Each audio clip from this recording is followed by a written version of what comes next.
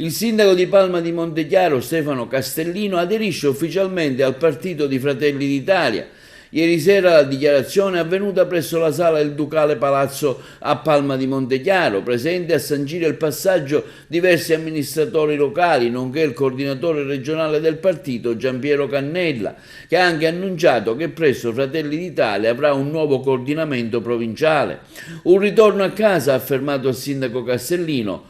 sottolineando la sua personale amicizia con l'ex presidente della regione, ora ministro, Nello Musumeci. Oggi abbiamo avuto l'onore e il privilegio di accogliere l'onorevole Cannella qui a Palma di Montechiaro insieme a tanti dirigenti di partito, amministratori locali, non solo di Palma ma della provincia tutta. È un ritorno a casa perché il rapporto che mi lega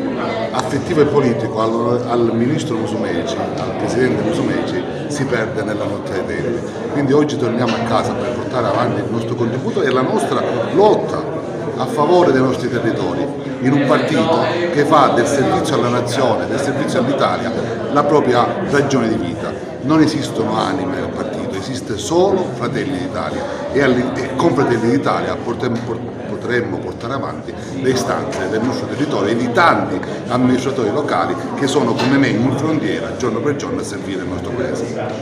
E non solo siamo sostenuti dal governo, ma saremo da stimolo per dare degli input ulteriori al governo per la conoscenza reale dell'amministrazione locale. Ma basti ricordare l'ultimo Consiglio dei Ministri con il prelievo forzoso dell'extragettito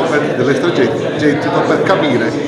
la sensibilità di un governo che è cambiata e che adesso mette il servizio della propria nazione al popolo prima di ogni cosa. Una manovra che spesso tanti avevano annunciato ma che solo il governo Meloni è stata capace di fare, così come la lotta per il caro voli, la riprogrammazione del PNRR e tutto quanto è necessario per venire incontro alle esigenze del territorio. Perché con l'ingresso del sindaco Castellino in Fratelli d'Italia ampliamo la base elettorale e qualifichiamo la nostra presenza sul territorio di Agrigento e questa è anche l'occasione per comunicare che Agrigento, il partito Fratelli d'Italia di Agrigento, avrà un nuovo coordinamento provinciale perché stiamo procedendo alla fase di ristrutturazione e radicamento del partito che vuole recitare anche e soprattutto ad Agrigento un ruolo da protagonista.